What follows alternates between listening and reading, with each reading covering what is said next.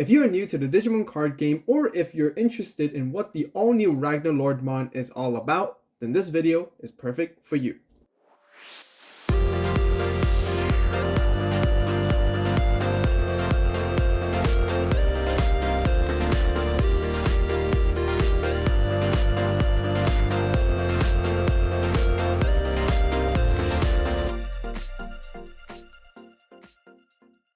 Hello Digimon players and fans, welcome back to another brand new budget starter deck guide video. Ragnaloardmon makes a comeback in the brand new starter deck, which came out the same time as the Digimon one. Speaking of the Digimon starter deck, if you guys haven't checked out the full comprehensive guide for that video yet, then be sure to watch it later as well. Just like that video, we'll be opening up the starter deck set, showcasing the budget deck profile and build, combining 2 copies together, and I'll be showing you guys the how to play combo segment afterwards. Some of you guys might find it confusing and not as clear when you first pick up this deck and try playing. But don't worry, because that is what this video is all about and intended to clear that up for all of you guys, and you will fully understand how it all works after watching. So be sure to pay close attention. I will definitely be making an upgraded guide for Ragnaloardmon utilizing all the other cards within the current Digimon card pool. If you guys are excited for that and just can't wait, then be sure to subscribe, turn on that notification bell to stay tuned so that you will know as soon as that video comes live. Also, give this video a like because it just really helps the channel as well. We got lots to cover for today, so let's get straight into the opening. Okay, so this time we got the starter deck Ragnaloardmon, which basically came out the same time as the Digimon one. Super excited to see what we got here for this one, because Ragnalord hasn't been played for a long time. I think the last time it was actually very viable was BT3. Yeah, well, BT 1.5. Once again, let's quickly go through these packs. I mean, this is going to be same. This is the exact same tamer pack you get in the Ragnaloardmon Starter Deck as well as the Digimon Starter Deck. So, we already covered that before, but once again, taking a quick look on how beautiful these cards really are. Davis being great reprint, TK, Ken, beautiful textures. Izzy, which is going to be really useful. Heads up, which is going to be using Izzy for sure in this as well for our deck building process. But that's it for the 6 tamers, guys. Really pretty stuff. Yeah, definitely you want to get multiple copies of this deck so you guys can get multiple copies of those tamers. Ideally, you get both the Ragnaloard deck and the Digimon Starter Deck, 2 of each, so you can get your playset of those tamers, which are going to be really, really helpful and crucial. So, for the Digi-Egg card, looks like we got a Sakuromon. Actually, just before we continue to move on, I do always want to check out the back stuff first. Once again, game rules, just a quick beginner's guide to those who are new. But also, I always like to check out the memory gauge first right here, because their memory gauges looks amazing. We got Durandalmon as well as Bryludramon together. Red and black, very cool combination. But I do find it a little odd how they chose red and black for this starter deck and chose Ragnalord specifically, simply because Jesmon's already red itself, right? But Ragnalord is a bit different. It is a combination of red and black together and has very different strategies and synergies with its own archetype anyways. So the first one right here, we have a Zubamon. That's a lot of text. By sliding underneath a Legend Arms, you can reveal the top card and you can play a Legend Arms with 7 play cost or less. It has an inheritable where you can delete 3000 DP or less when attacking, not once per turn as well. Zubamon, got 4 copies of those. And then we have Zuba Eagermon. So we're starting with the red package first, I believe. This one, on play, you place underneath one of your Legend Arms and then you can delete something 5000 DP or less when attacking, just like Zubamon, deleting 3000 DP as well. And then we have Duramon. This one can help you reduce Digivolution costs by 1.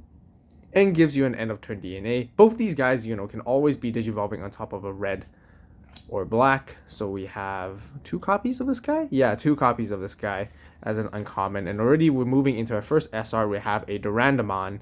Love this artwork. Love the, shining stars that they have and the lunge and the pose and everything. Fantastic. It is an SR for this one. Your turn once per turn. When one of your effects places a Digivolution card underneath this Digimon, it gets extra 3000 DP and security +1, giving you a whole lot of aggression. 14k Durandamon, yeah, a lot of worth it. for it. And then when attacking, reveal the top 3 cards of your deck. You may play 1 Digimon with Legend Arms in its traits with play cost 7 less among them without paying its memory cost, and then place the rest into the bottom of the deck.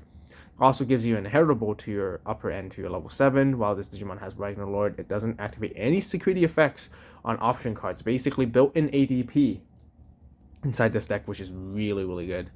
And already we're going to jump straight into Ragnaloardmon here, which is our boss Digimon, core of the deck. We're always going to be building our strategy, trying to get into this guy as soon as possible, and this guy is an epic game finisher. When Digivolving Blitz, you DNA with a level 6 red and a level 6 black Digimon. When you do DNA, for every 4 cards in this Digivolution sources, you get to delete one of your opponent's Digimon with play cost of 20 or less. That's like almost everything. And you get to trash the top card of your opponent's security stack as well. So every 4 sources, you get to do one of these. This is just really, really good. Stacking a massive source gives you so much momentum and value. And you can even sometimes just blitz and swing for game, which is why it's super crazy. All turns once per turn. When a card is removed from a player's security stack, so either yours or your opponent's, you get to unsuspend this guy. Keep in mind, when you do DNA, it does come out unsuspended to begin with anyways. And do we only have 1 copy of this card? Oh, no. It's right here, the other one. I think some of the cardstock got stuck together with the shininess. But now we're moving into our black package of cards. We have a vanilla rookie Kotemon. We have Chikurimon here. This one stops players from reducing play costs, mainly, once again, to counter like cross stuff, but also just a lot of other things too. We have Ludomon. Just a lot of paragraphs to read, but don't worry guys, once we get into the deck profile, I'm just going to make it easy for you guys to understand. Very easy to understand. We have Gladimon, 1 cost to Digivolve, very good. And then we have a Teoludomon.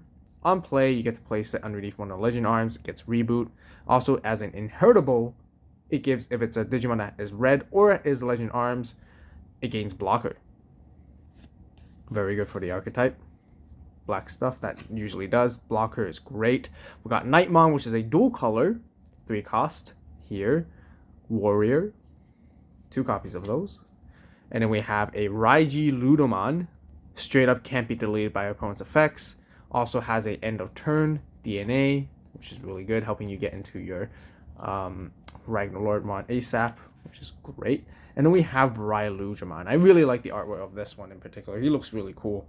Once per turn, when one of your effects places a Digimon underneath this Digimon, your opponent's effects can't delete this Digimon or return it to the hand or deck until the end of their next turn, giving it pretty good protection, very similar to Doru Greymon.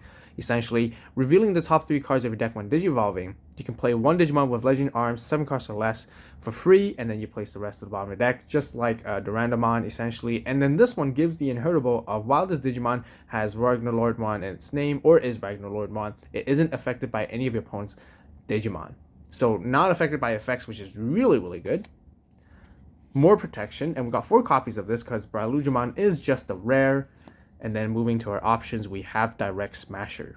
While you have Digimon with Legend Arms in its traits, you may play this card without meeting any color requirements, and you delete your opponent's Digimon with the highest DP. Security, you basically just activate its main effect. So we got 2 copies.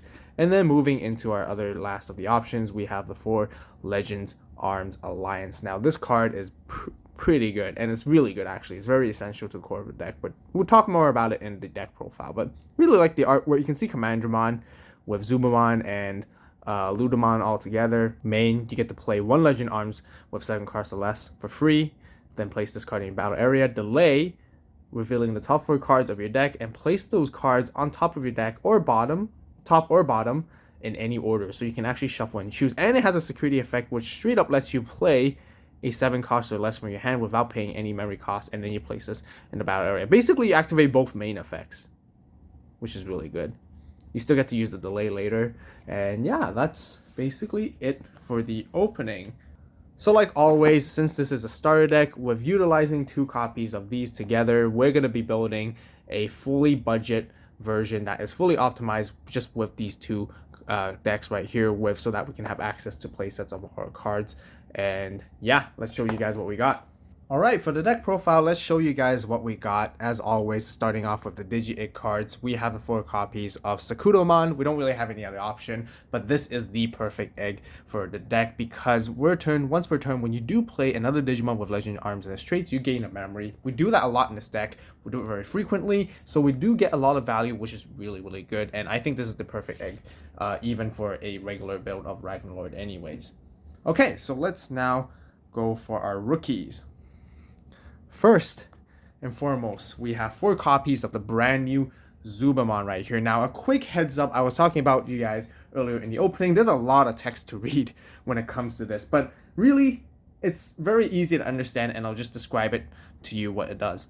A lot of these Legend Arm cards have on-play effects, and what they do, as soon as they're on play, you get to add it underneath one of your other Legend Arms as a sources.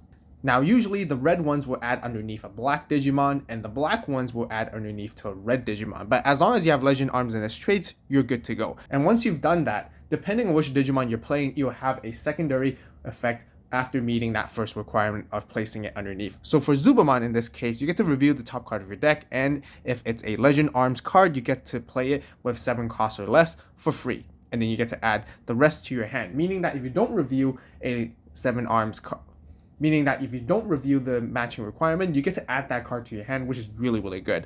Not only that, it has an inheritable of when attacking, not once per turn, keep in mind, you get to delete something that is 3000 DP or less on your opponent's side of the board as well. So that's Zubamon right there.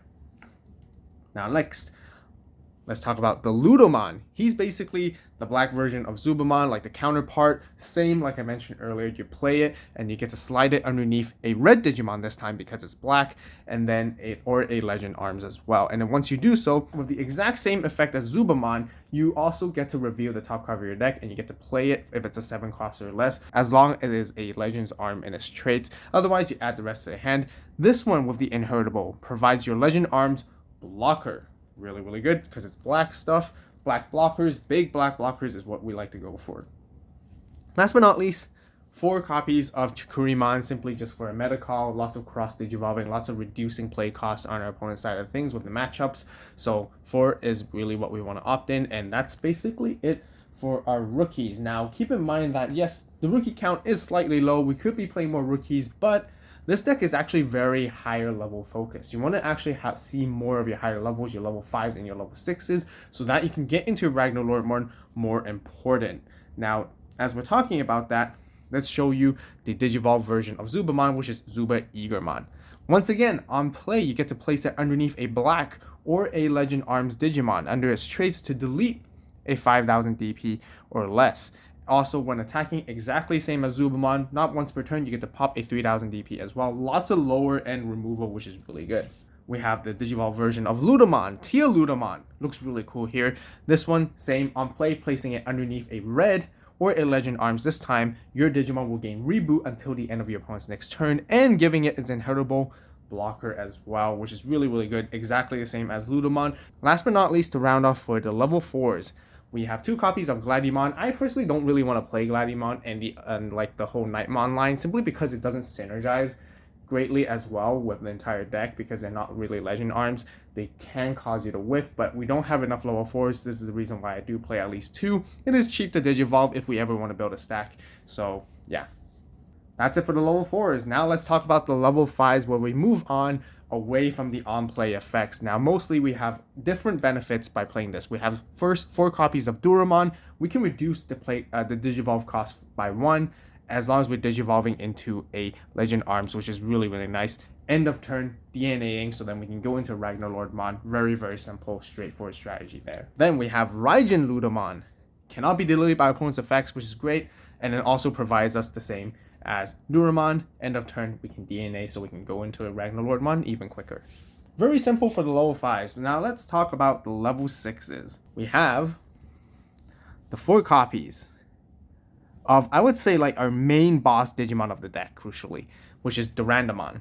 Now, Durandamon does a lot of things, as we saw earlier from the opening. He can get security +1, extra 3000 DP. Now, the really best way to understand it is actually you're going to use its second effect first, and then you'll gain its first effect afterwards, meaning that when you do attack, you review the top 3 cards, and then you get to play a 7 cost or less legend arm. Now, what you mainly want to be playing is your level 3s and your level 4s so that they can get their on-play effects added underneath the Ragnaloardmon, so then he can gain his first effect, where your turn, once per turn, when you do add a Digimon underneath its sources, you'll gain the 3000 DP and extra security +1, which is really good. Sometimes you might even get to play your level 5, and that is because all your level 5s are 7 costs, meaning that you can actually then Digivolve it later on and do end of turn DNAs, which is really, really good as well. And this is why the Ragnaloardmon is super good, and not to mention only it has an inheritable, giving your Ragnaloardmon built-in ADP for the deck. And although I kind of feel like the built-in ADP is not as needed,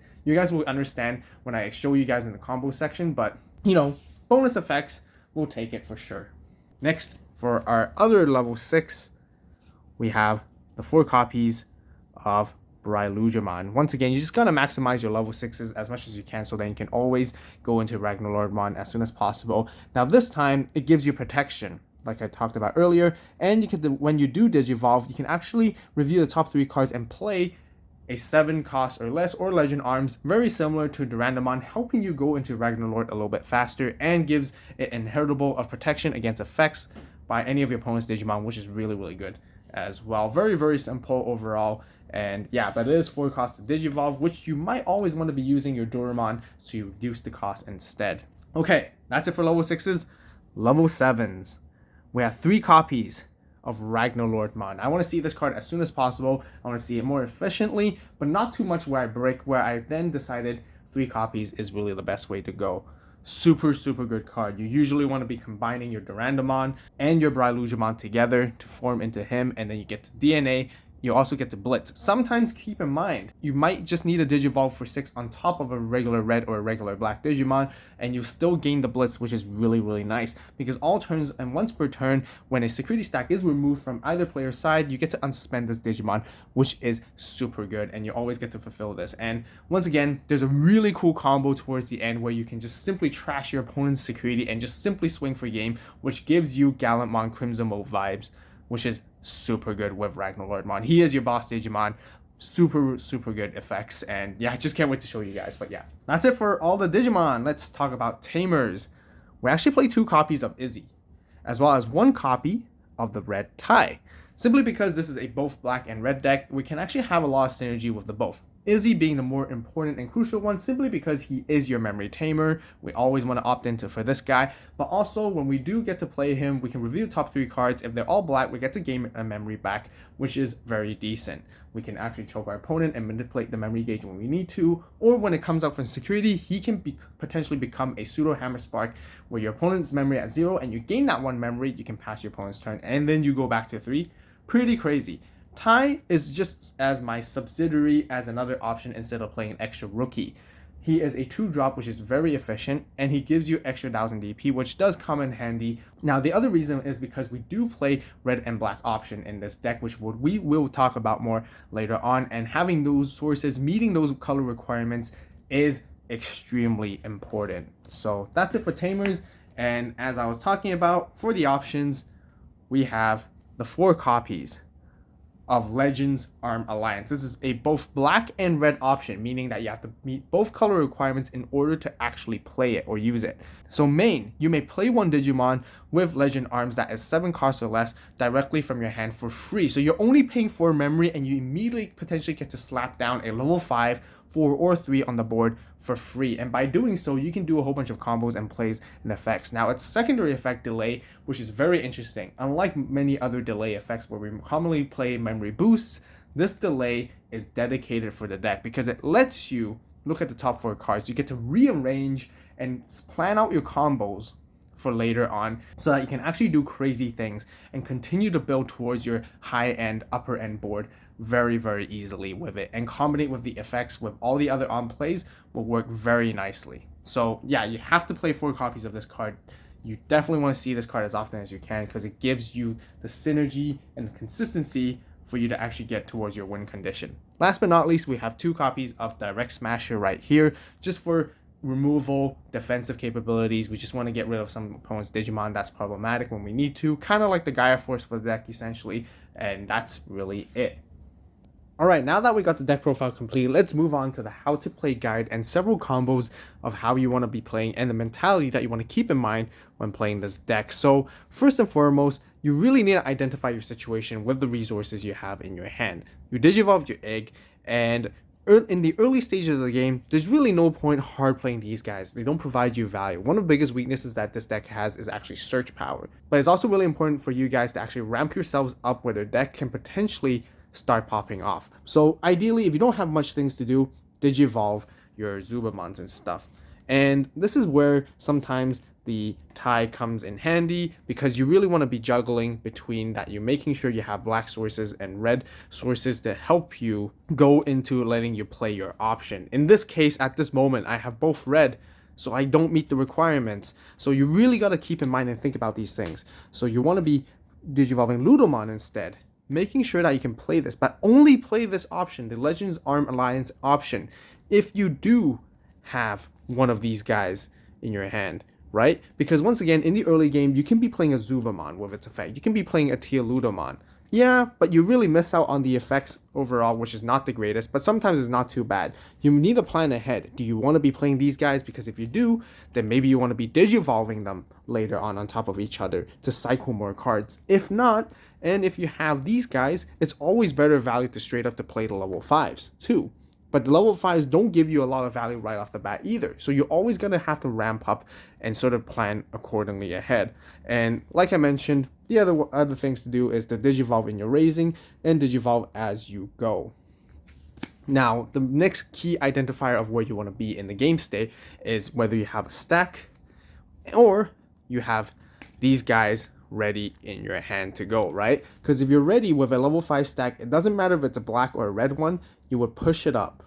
Once you push it up, you can start playing your level 3s. And this is also really important why having Izzy really helps, because a lot of the combos and a lot of plays, you want to be at 3 memory in order to help you extend more plays generally, right? Then you can actually hard play your Zubamon by paying the 3 cost, and on play, by placing it underneath, you get to review the top card of your deck and see if it's a 7 cost or less Legend Arms, and then you get to basically play it. If not, you add it to your hand. Now this is why Legends Arms Alliance comes in super handy, because if you before you do this combo, you probably want to pop the boost, the delay, and see what you have on top of your deck and plan accordingly, and make sure you plan ahead. Because you have to think a few steps ahead with this deck, and it does take a little bit of thinking, but over time, when you guys give it a few more runs and games and tries, it will be very smooth, and you guys will understand what you're trying to do. Because right here, if I set it up this way, in this particular order per se, I know I want to review a Zubamon, because Zubamon will grab me Zuber Eagermon. Zuber Eagermon will do more crazier things later on. So, because I paid, I get to add in a Zubamon underneath. Now I review the top. It's a Zubamon. Guess what? I get to play it for free because it's a 7 cost or less. So if I do, Zubamon gets to on play again, not once per turn as well. I get to put it underneath once again. And then I get to review and cycle through your Zuber Eagermon comes up. Zuber Eagermon on plays. I can place it underneath once again and get to pop a 5,000 DP or less. So this is how you guys actually want to be cycling through your deck. Very untraditional way, because you won't be usually just digivolving. It's not so straightforward where you just like draw cards, search cards. You know, it's not as easy as you guys think. This is very different and very unfamiliar to many players. But now eventually, you know, if you did plan ahead, instead of having Zuber Eagermon, if you had Zubamon revealing the Durandamon, you instantly have a level 5 right here ready to go, which is really good. And this is at the moment when you want to have see your level 6s in your hand. Ideally, you always want to be digivolving your Durandamon because it's more efficient, because you'll be at 3 memory. You can digivolve on top of one of these guys here. Digivolve it, let's just say, on the Duramon, just because. And back again, if you do have the Arms Alliance, you want to be, again, cycling and making sure you're setting yourself up for what you want to see on the top of your deck, right? Because Durandamon, keep in mind, you're going to be attacking with him, right? Because if you attack with Durandamon, you would use his when attacking effect to basically review the top 3 cards of your deck. And with Legends Arms Alliance, if you planned accordingly, you know exactly what you have, right? And because you're revealing 3, you get to play one of them. You can play Teoludimon. Teoludimon will get to add underneath one of these guys, and they'll gain reboot blocker until the end of next turn. And as you're cycling, you want to eventually see your Brylujamon, right, with the combo. So then once you're ready to go, you want to Digivolve into your Brylujamon by paying 4 cost. Otherwise, you'll be paying 3 if you're Digivolving into a Duramon instead, which is really nice. Now, end of turn, you get to DNA, because you want to be seeing your Ragnaloardmon eventually, right? And if you have it in your hand, you're ready to go. You can then DNA, making sure that you place the red card on top of your black. And because you're DNA Digivolving, Ragnaloard comes out unsuspended anyways. And he has Blitz. So keep in mind, 1, 2, 3, 4, 5, 6, 7, 8, 9, 10. That means you get to trash 2 of your opponent's security, delete 2 of their Digimon, that's 20 play cost or less, and even swing for game right here. So in the early stages of the game, you may have chipped your opponent with a rookie or something. Whatever you did, you may have swung a security, right? Prior in that turn, you swung with Durandamon. It has extra security +1, so that's 2 checks, and then you finish the game simply with Ragnaloardmon. Super cool, and you guys will understand what I meant earlier, where I feel like sometimes the Durandamon and the Brylujamon inheritables may not be as useful, because in this game plan, you're using Ragnaloardmon straight up to, take down your opponent super easily that way. And it doesn't even matter what they have in security, because it simply just trashes and they don't get to activate anything at all. But of course, in some situations when you don't see this and you get into your Ragnaloardmon early, it is very nice that you get these built-in protection. Now, in a situation, let's just say you haven't passed your memory yet to your opponent's side yet, so then it's your turn, you can actually then swing in once more with a Ragnaloardmon. Now, keep in mind though, you do forego all of your inherited effects and the additional effects that you got during this turn, because you did DNA Ragnaloardmon. Ragnaloardmon will reset everything that it gained throughout the turn. So you want to keep in mind, depending on how you want to play this usually, which is why Ragnaloardmon is always more ideal when you play him for the final attacks instead. Because that way, if you kept your Durandamon in the beginning instead, he would have reboot blocker, and you could sort of like sustain the board a little bit more, wait for the next turn, chip your opponent a little bit more, and then use Ragnaloardmon to finish the game that way. So that's really how you want to be playing this deck overall. It's very, very different. It has a very different approach and style, which many of you guys may not be familiar with, but I hope this explanation helps you guys understand it and the goals and the game win condition on what you're trying to achieve during the games. That will conclude from my very own deck building strategy and budget guide for the Ragnaloardmon Starter Deck video. If you guys enjoyed the video and found it helpful, please give it a like. If you have any suggestions, recommendations, or questions, be sure to share it with everyone in the comments down below. Overall, the all-new Ragnaloardmon Starter Deck is super cool. It has a very unique playstyle and strategy which synergizes very well with its own archetype as long as you stay in it. The best feeling of playing this deck is when you can create a gigantic stack and go into your Ragnaloardmon, trash all your opponent's remaining security, and swing for game with Blitz, where there's absolutely nothing they could do to stop that. The only downside to this deck is that it lacks draw power and search power, which causes it to slow down at times. But I hope to improve the consistency of it by combining all the other available cards in the card pool to make the fully upgraded version of it. So if you guys want to see that video soon, then be sure to hit that subscribe button right now, turn on that notification bell to stay tuned. Also, don't forget to check out my Digimon Starter Deck budget guide as well if you haven't yet. As always, thank you guys so much for watching. You guys have a great day, great night, wherever you are. See you in the next video. This is Avault, signing